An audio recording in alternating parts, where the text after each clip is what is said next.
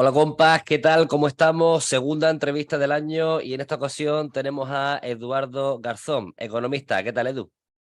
Muy bien, ¿qué hay? Un placer estar aquí.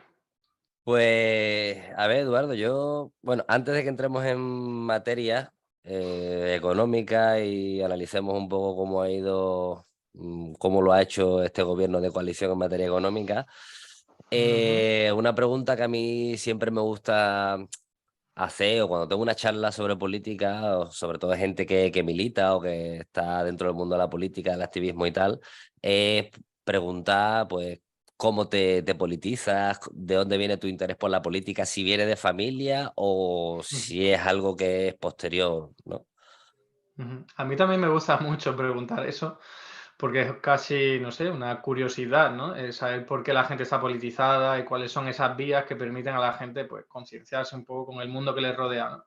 En mi caso, en realidad, es muy sencillo, porque yo, al tener un hermano mayor, 2 años mayor que yo, que al final nos acaba pasando siempre a los hermanos pequeños, que nos dejamos influenciar mucho por nuestros hermanos mayores, son como una especie de inspiración y de guía en la vida.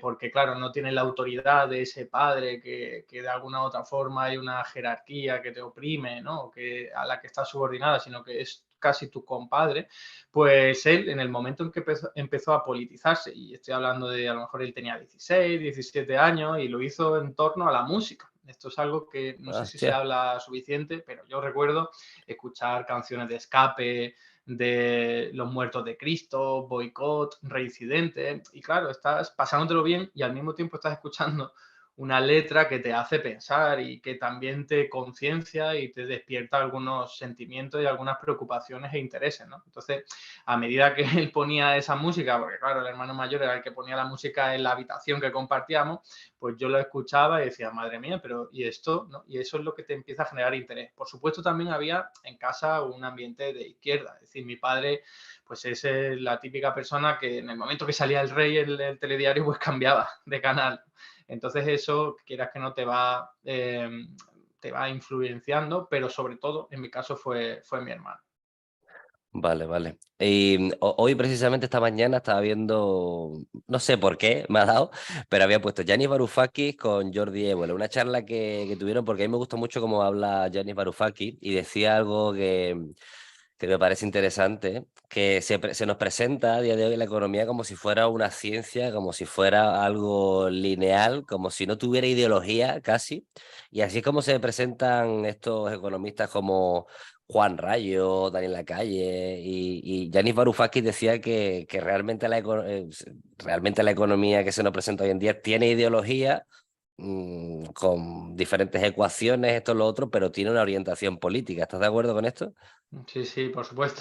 De hecho, todo el contenido que subo, todos los libros que he escrito, todos los artículos, etcétera, etcétera, va en esa dirección, en la de concienciar, hacer entender a la gente que la ciencia económica se intenta disfrazar como una especie de ciencia neutral u objetiva, pero que en realidad hay intereses ocultos que lo que hacen es dirigir pues el mensaje hacia una dirección determinada, y todos sabemos que hoy día la economía convencional, la economía dominante, lo que hace es velar por los intereses de los poderosos. Pero esto no es como algunos podrían acusarnos de ser conspiranoicos, de que haya Mm. unos cuantos personas o hombres poderosos en la sombra intentando maquinar qué es lo que se deben enseñar en las facultades, qué es lo que se debe mostrar en los medios de comunicación, sino que simplemente aquellos que tienen el poder se encargan de darle altavoz, de dar medios, de dar recursos a aquellos economistas que van a decir mensajes que les sean, bueno, pues que les sean, que le vaya bien para sus intereses, por así decirlo, ¿no? De una forma simple. Entonces, claro, si tú estás poniendo en los medios de comunicación a personas economistas como Daniel Lacalle, como Juan Ramón Rayo, al fin y al cabo intentando que en cualquier otro medio o espacio aparezcan pues, economistas, premios Nobel. ¿A quiénes se les dan los premios Nobel? Pues a aquellos economistas que están al fin y al cabo diciendo cosas que les va bien a los poderosos.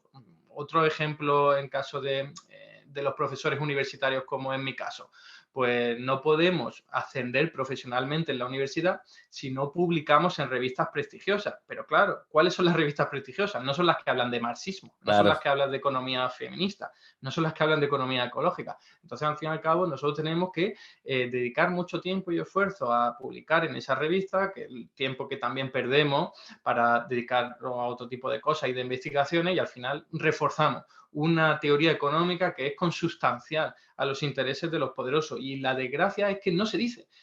Por ejemplo, en las facultades de economía, lo normal es encontrarte un profesor que va a explicarte su asignatura sin decirte en ningún momento cuál es su opinión, cuáles son sus intereses, cuál es su subjetividad, porque todos tenemos una. Y yo eso no paso por ahí. Yo en mi primera clase con todos los alumnos que tengo y en todas las asignaturas que tengo les digo, mirad, la economía es plural, es diversa, claro. está llena y está atravesada por juicios de valores, subjetividades, ideales. Y digo, yo voy a tratar de explicarlo de la forma más objetiva y rigurosa posible, pero mostrando todos los enfoques que hay, todas las vertientes, para que luego vosotros decidáis. Y yo voy a ser sincero y os digo que yo tiendo más a una sensibilidad de izquierda, economía heterodoxa, digo, pero en cualquier caso, esto es mucho más honesto que no decirte nada, y enseñarte una economía como si fuese la única verdadera y como si no hubiese ningún debate posible al respecto. Entonces yo creo que lo más honesto es decir que hay muchos enfoques y decir en cuál estás tú, y ya que a partir de ahí cada uno de los alumnos pues pueda decidir, ¿no? Así que sí,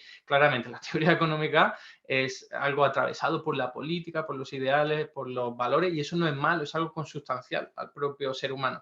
La clave es no mentir, no engañar y no decir que solo hay una teoría económica y que esa es la verdadera y que todos los que opinen diferente están equivocados, porque esa es la estrategia que utiliza siempre la derecha y los poderosos para callar, ¿no?, a la gente que propone alternativas económicas. No, tú no tienes ni idea de economía, tú no sabes de esto. Y ahí es donde hay que hacer mucho trabajo y eso es lo que pretendemos algunos economistas críticos como yo. ¿Qué opinas de Juan Rayo o Daniel Lacalle? Pues mira, son perfiles diferentes, ¿eh? Aunque nosotros desde la izquierda los englobemos claramente en economistas de derecha, en realidad la calle es muchísimo menos riguroso, es muchísimo más sensacionalista, está mucho más sesgado por esos intereses políticos que le unen al Partido Popular y va a defender el Partido Popular por todo lo demás y se le nota muchísimo y encima, como decía, ¿no?, tiene mucho menos rigor, comete muchas más barbaridades analíticas. En cambio, Juan Ramón Rayo intenta ser un poco más riguroso. Él tiene unos postulados que son, podríamos decir, surrealistas, ¿no?, en el sentido en el que de verdad él parece creer que si dejas que las fuerzas del mercado operen en plena libertad, sin ningún tipo de regulación o con la menor regulación posible, las cosas van a ir bien para todo el mundo, ¿no?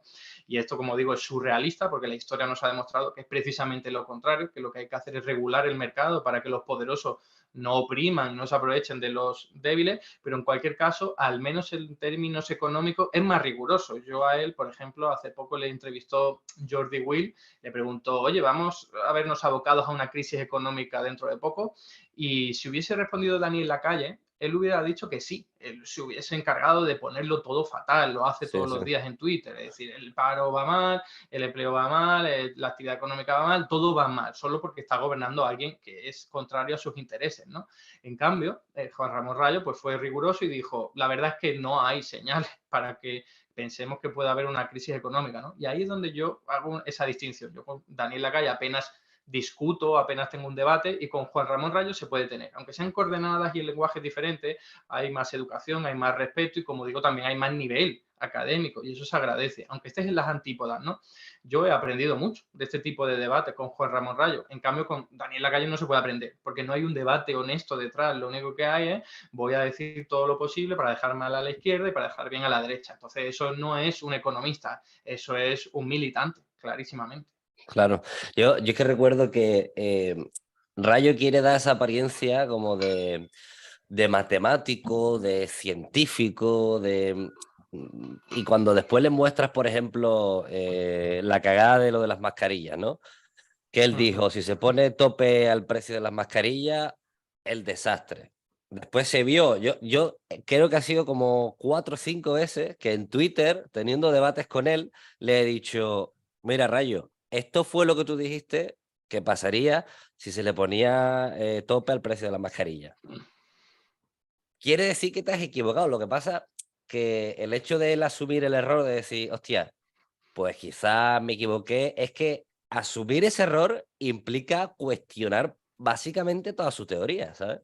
Exactamente, exactamente. Es que lo has dicho perfectamente porque, joder, todos podemos cometer errores, es normal, sobre todo si hacemos predicciones sobre el futuro, porque el futuro no se puede conocer, incluso con las mejores herramientas económicas, pues te puedes equivocar, ¿no? ¿Qué pasa? Que en realidad ese error que cometió, que es flagrante, que es muy vistoso, que él no lo niega, quiero decir, tampoco habla de ello. Cuando tú se lo comentas, cuando se lo comento yo, él pasa del tema.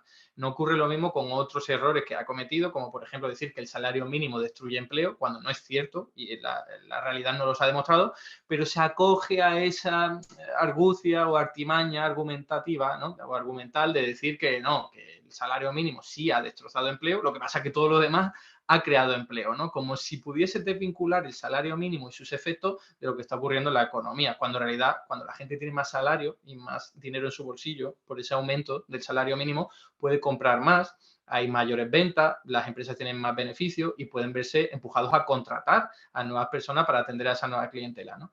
Pero en el caso de las mascarillas es que va al corazón de su teoría económica, porque él ni siquiera se puso a investigar y a analizar, que es lo que todo economista debería hacer, cómo es el mercado de la producción de las mascarillas, cuál es la regulación que hay detrás, cuál fue la limitación en los precios que pactó el gobierno con los propios empresarios dedicados a ello. Eso es fundamental. Es que tú no puedes hablar de eso sin atender a ese tipo de elemento que es la realidad, es observar la realidad y luego hacer tus propias conclusiones.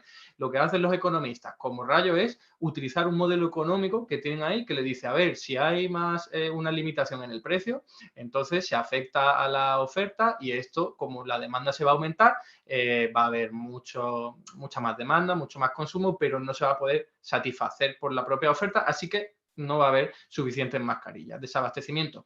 Eso es una conclusión de libro, de manual, pero un manual que no hace referencia a la realidad, ¿no? A veces los economistas críticos le echamos en cara a los economistas convencionales que estén ahí en su torre de marfil leyendo unos manuales y unos modelos económicos que no tienen nada que ver con la realidad. Entonces, yo le contesté, en aquel momento todavía no tenía YouTube, ni porque él hizo vídeos y también audio, y yo lo que hice fue un artículo en el que bastante trabajado, en mi opinión, que era analizar cómo estaba el mercado de las mascarillas, analizar cuál era el precio en el que había impuesto el gobierno y la conclusión clara era no va a haber desabastecimiento, en parte porque tampoco es que el precio límite fuese una exageración, ¿vale? Tampoco es que fuese la medida más revolucionaria del mundo.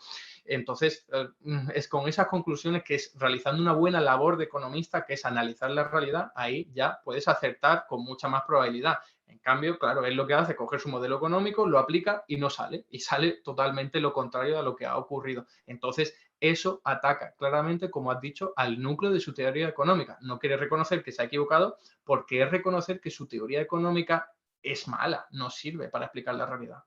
Claro, eso es, bueno, y esto de limitar los precios de cualquier bien se podría aplicar, por ejemplo, a la vivienda, ¿no? O Exacto, sea, es lo que hacen. si tú le pones un tope al precio de la vivienda, no va a colapsar el mercado de la vivienda, ¿no? Exacto. Es lo que hacen, es lo que tenemos que enseñar en las facultades de economía, desgraciadamente, porque es un modelo económico tan sencillo que es que te sonrojece, porque la realidad no es sencilla y muchísimo menos el mercado del alquiler, donde cada producto es diferente, cada vivienda es única, ¿eh? Es que incluso en el mismo edificio que esté ya una por encima de la otra va a tener más luz, pero además que en cada sitio de la ciudad las condiciones son diferentes, no es lo mismo las condiciones en las que se va a encontrar cualquier inquilino que otro, o lo mismo con el casero. Entonces, cuando se habla del mercado del alquiler, ellos vuelven a coger su modelo y dicen, si tú pones un límite en el precio del alquiler, va a haber desabastecimiento. Y ya está, no han analizado nada más, ni cómo se distribuye las viviendas, ni cuál es la renta de los inquilinos, ni cómo se distribuye la propiedad de esas viviendas que se ponen en alquiler. lo que es fundamental para saber un poco qué es lo que puede ocurrir, ¿no? Entonces ellos hacen así, utilizan su propio manual y se creen que tienen la verdad absoluta. Y cualquiera que se atreva a discrepar, pues entonces no sabe de economía, hay que tacharlo como una persona que puede ser un sociólogo. A mí muchas veces me tachan de sociólogo, simplemente por, en vez de aplicar un modelo matemático económico que viene en un manual que no sirve para explicar la realidad, pues bajo un poco a lo cultural, a lo social, a lo verdaderamente importante a la hora de explicar estos fenómenos, ¿no? Y ya cuando salen estudios realizados en muchísimas ciudades del mundo, sobre todo en Estados Unidos, pero también en París, en Berlín, que evidencian que poner límites en los precios de los alquileres no desabastece el mercado, es decir, no reduce la cantidad de viviendas que se ponen en alquiler, pues entonces ellos se buscan una excusa. Ese estudio está mal hecho o en realidad no se ha hecho como debería o en el momento que debería o cualquier otra excusa que se les pueda venir a la mente, ¿no? Con tal de no reconocer que su modelo económico, que es simplemente teórico, pues no se cumple. Es religioso. Yo creo que su lógica es religiosa, no querer salirte de tu teoría independientemente de que veas claramente de que hay errores, ¿no?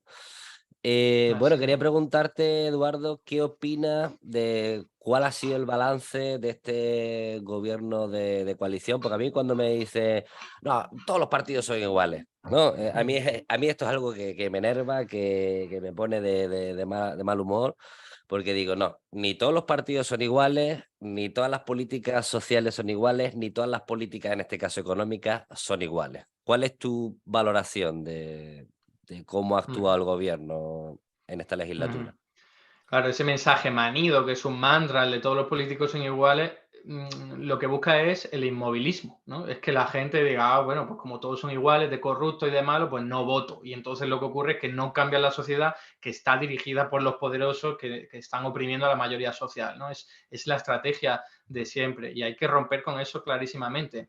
Y creo que el gobierno actual, el de coalición, que es el gobierno más de izquierda de la historia, no es que sea el más revolucionario de la historia, pero sí que ha sido el más de izquierda de la historia reciente, pues sirve bien para evidenciar eso. Sobre todo porque la clave es diferenciar cuál ha sido la respuesta del gobierno de Rajoy con la crisis del año 2008 hasta el año 2015, ¿no? Que fue muy variada y es verdad que es muy diferente a la actual, pero si tú analizas qué es lo que hizo ese gobierno con lo que ha hecho el actual, pues es que son la noche y el día, es que es el agua y el Joder, aceite, es que la primera respuesta en esa primera crisis fue bestial, fue dramática para la clase trabajadora en general y la que se ha adoptado ahora, insisto, teniendo en cuenta que no es el mismo tipo de crisis económica y que no es justo pues bueno, compararla, ¿no? O equipararla.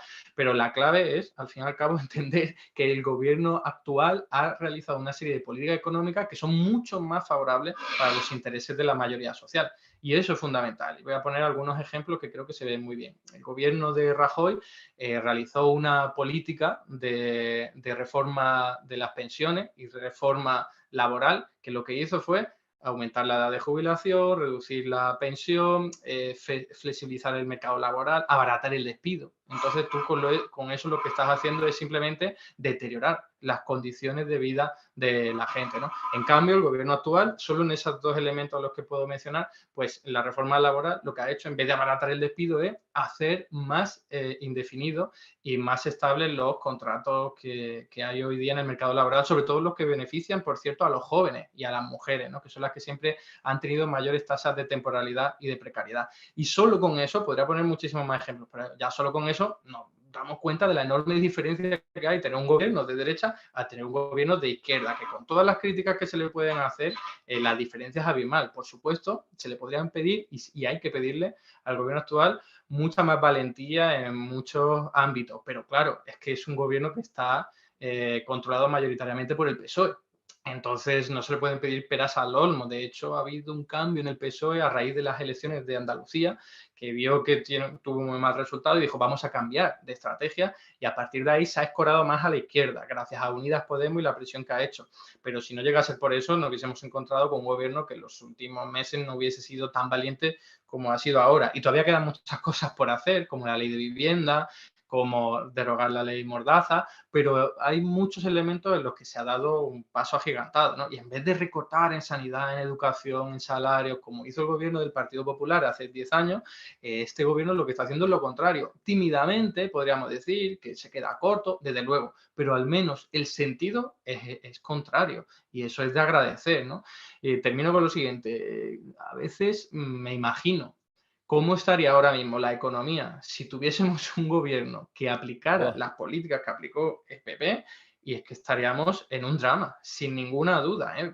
Habríamos visto cómo se vuelven a flexibilizar el mercado laboral, cómo se despide a la gente con mucho menos derechos, con mucha más facilidad, cómo no se ponen tantos recursos en la sanidad, cómo se aumenta la desigualdad. Fijaos que la desigualdad se ha reducido. En este año 2022 tenemos ahora un nivel de desigualdad inferior, menor, que el de antes de la pandemia, teniendo en cuenta que ha habido una pandemia en medio, una guerra en Ucrania, una espiral inflacionista que no se había visto en décadas, y a pesar de eso, la desigualdad se ha reducido. Eso son cosas muy positivas, porque desde el año 2008 hasta el año 2014 la desigualdad aumentó muchísimo. Claro, si tú recortas en salarios, recortas en pensiones, recortas en educación, en sanidad, etcétera, etcétera, lo que estás haciendo es empobrecer sobre todo a los de abajo.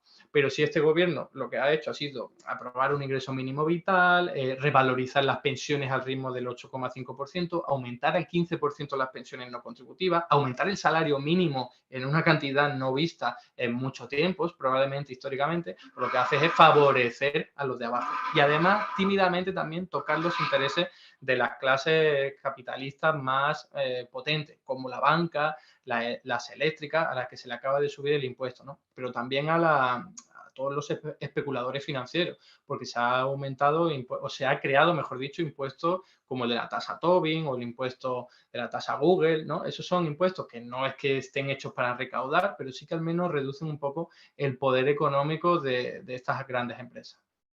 Yo es que veo la comparación, las comparaciones son odiosas, pero cuando tú ves a Fátima Ibáñez que empieza a rezarle a la Virgen del Rocío y que las medidas son de recorte, de austeridad, yo mismo tuve que irme a Londres con un montón de colegas y ahora ves que yo, siendo crítico con Yolanda Díaz, porque yo he sido el primero en criticar la reforma porque no era, pues como nos hubiese gustado, ¿no? Nos hubiese gustado que hubiese abarcado muchísimo más, que se hubiese incluso derogado con toda la polémica que hubo al inicio, ¿no? Pero hostia, comparar, decir, no, esto ya es igual, esto es lo mismo que lo que había con el PP, no, no, no. O sea, se han aumentado las inspecciones de trabajo, se han aumentado los salarios mínimos, se han aumentado los contratos indefinidos, se ha bajado el nivel de paro, en fin, igual, el que diga eso, el que diga eso sí que es científico porque no está teniendo en cuenta los datos. Entonces, yo le pediría a esa gente que es crítica con Yolanda Díaz, que yo soy el primero, pero que intente valorar, pues bueno, los pequeños pasitos que estamos dando, o sea, o pequeños pasitos o nada. Porque hay mucha gente que no, yo no voto, como no se ha derogado la reforma laboral y como la ley de vivienda no se ha hecho y como no se ha hecho todo al pie de la letra como a mí me hubiese gustado, pues entonces ya no voto. Bueno, pues si no votamos, entonces tenemos a los otros que van a empezar a... Claro. van a conseguir que empecemos a perder derechos otra vez, ¿no? Claro. A ver, yo soy de la opinión de que es bueno y es necesario ser crítico con el propio gobierno, en parte porque eso Claro, ayuda a un planteamiento de izquierda. ¿Por qué? Porque para empezar, quien está vulnerando y violando el pacto de gobierno que hubo entre Unidas Podemos y el PSOE es el PSOE. Porque en el propio pacto podemos leer todo, que hay que hacer una ley de vivienda que limite el aumento de los precios en alquiler y otras muchísimas otras cosas, ¿no? O que también hay que derogar la ley Mordaza, o que la reforma laboral había que haberla hecho para derogar completamente la legislación laboral del PP, ¿no? Entonces, eso es algo que está incumpliendo el PSOE. Y con la reforma laboral se vio clarísimo. Fue el PSOE, y esto se puede decir porque cuando uno ve los grupos internos y lo que ha ocurrido en el seno de este gobierno, sabe clarísimamente que ha sido el PSOE. El PSOE ha sido el que no quería ir más lejos con la reforma laboral, ¿no? Y claro, es que, ¿qué le puedes pedir? Como yo decía, hay que ser crítico, la sociedad tiene que estar encima, echando en cara, no a Yolanda Díaz en particular, que no haya habido una reforma laboral más valiente y de izquierda, sino al PSOE, que es el responsable de que no se haya aplicado. Entonces, claro, la gente tiene que salir a la calle a demandar eso, que se cumpla para empezar, solo eso, el pacto de gobierno, algo que firmó el propio Partido Socialista. Y eso sería lo fundamental. Y hay que ser crítico, pero como digo, pues, hay que matizar, no es echarle toda la bronca a Unidas Podemos, que al fin y al cabo pues tienen la parte minoritaria del gobierno y hacen lo que pueden. Quizás pueden hacer más, ¿no? Y eso también hay que tenerlo en cuenta, pero sobre todo la carga de responsabilidad está en el PSOE. Entonces, cuando vemos casos como el de la reforma laboral, que no ha sido todo lo valiente, que no ha derogado todo, como por ejemplo la indemnización por despido improcedente, que era la mayor traba de todas, que era la que no quería cambiar el PSOE por nada del mundo, pues dice, joder, pues me faltan muchas cosas, pero al menos ha dado un paso gigante, muy importante y sobre todo que era el que se podía lograr, ¿no? Por así decirlo. La correlación de fuerzas no es de que la mayoría social apoya a las políticas de Unidas Podemos y eso tenemos que tenerla en cuenta. Tú no puedes pretender que se cambie todo a favor de lo que tú crees si no eres mayoritario en ese pensamiento. Entonces, con esa correlación de fuerza en la que se buscó el pacto con la patronal, con todos los sindicatos, fijaos que es que un poco más y no sale en el Congreso de Diputados aprobado, si no llega a ser por el héroe Alberto Casero, ¿no?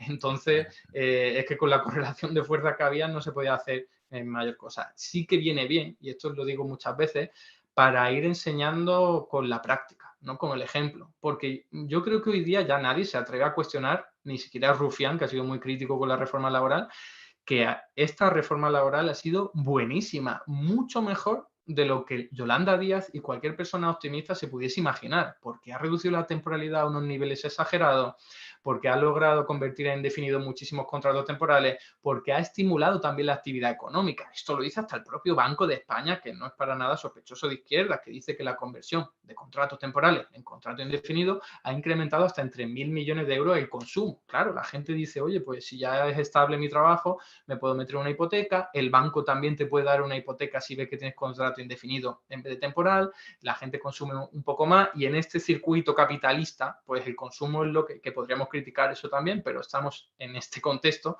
el consumo estimula el crecimiento económico, así que no hay duda de que la reforma laboral, con sus más y sus menos, que hubiésemos querido que fuese más revolucionaria, más atrevida, más valiente, ha sido un paso gigantesco. Y como digo, viene bien para decir a la gente qué es lo que hay que hacer y por qué camino hay que ir y avanzar. Y por eso creo que con el ejemplo se puede ir avanzando. Que, bueno, es poco, pero mejor avanzar poco que retroceder como estábamos haciendo anteriormente. Totalmente. Hay muchas voces desde la ecología, del mundo de la ciencia. De hecho, hace poco había un montón de científicos que salían a la calle protestando, diciendo y afirmando que estamos llegando pues, a los límites planetarios, ¿no? Petróleo, gas, etcétera.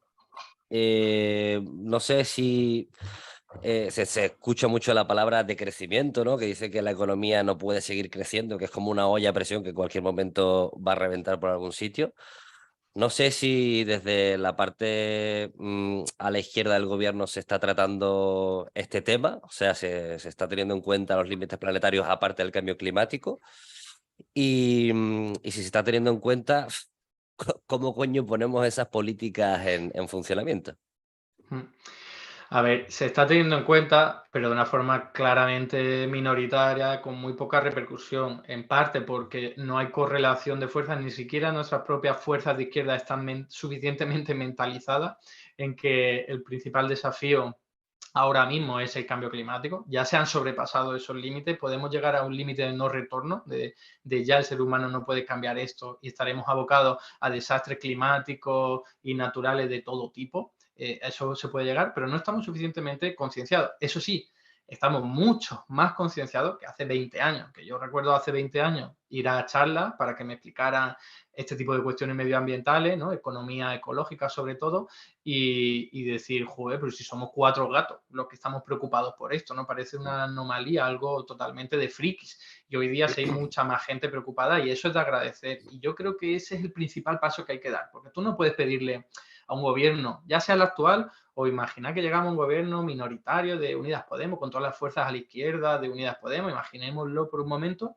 no le puedes pedir que hagan cambios drásticos de transición energética y para lograr un menor consumo de recursos naturales y de vertido de residuos, etcétera, etcétera, si la gente no te lo demanda. Es decir, si el público, los ciudadanos no te están exigiendo esas medidas con un clamor popular, no me refiero a 4 personas que le echan pintura a unos cuadros y tal, que es una labor encomiable que hay que hacer, pero al fin y al cabo siguen siendo pocos, ¿no? Tendríamos que ser mucho más señalando en ese sentido para que un gobierno pueda hacerlo sin recibir la embestida de oposición del resto de partidos políticos, el resto de poderes mediáticos, económicos, culturales, tecnológicos, etcétera, etcétera.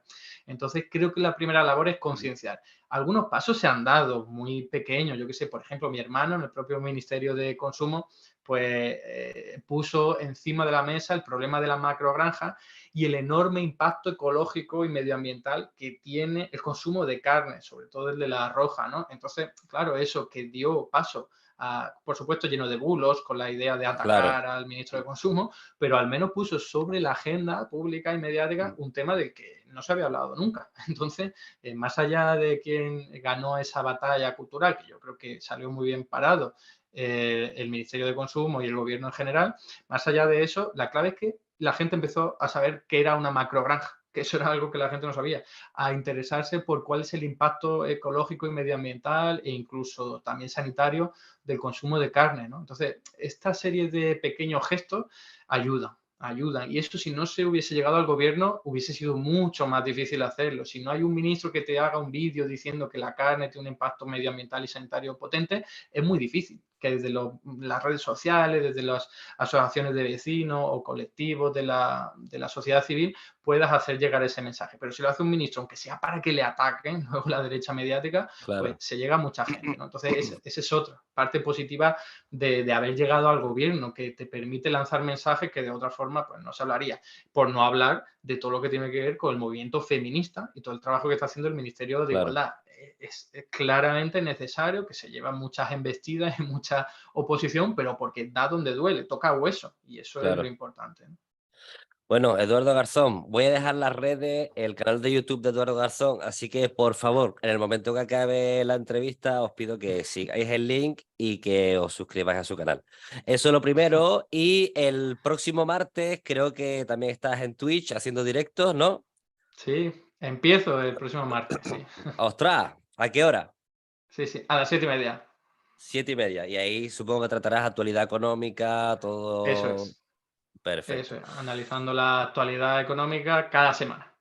Pues eso, martes en Twitch y abajo en los comentarios os dejo el link para que sigáis a Eduardo. Eduardo, muchísimas gracias por venir y nos vemos Un prontito. placer. Muchas gracias a ti y ánimo con el trabajo, que es muy necesario. Venga, hasta pronto. ¿Cómo se puede consentir que nos mientan en toda la cara sin ningún pudor? Me pone Iñaki, a ver, ¿me lo puedes leer si eres tan amable?